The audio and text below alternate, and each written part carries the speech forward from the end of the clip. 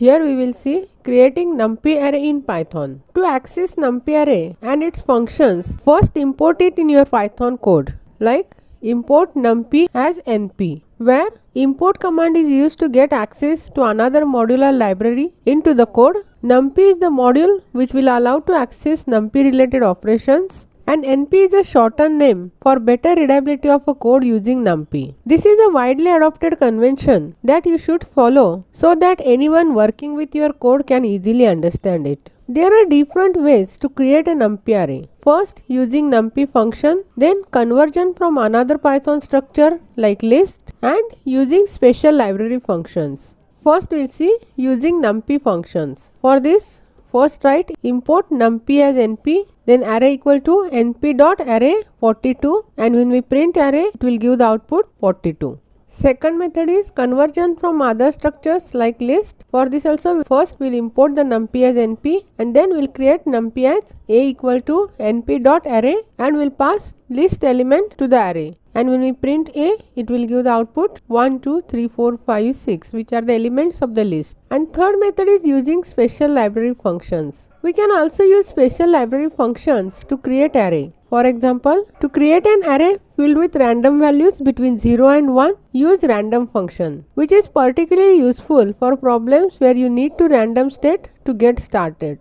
For this, first import NumPy as NP, then np.random.random 2, 2, which will generate the output of array 2 by 2. Now we'll see creating NumPy array with Jupyter Notebook. First we'll add notebook for Python 3.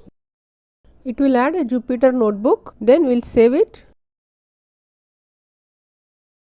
I will name it as NumPy array code, and I will save this.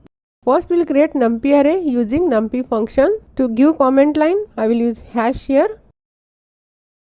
Creating NumPy array with function.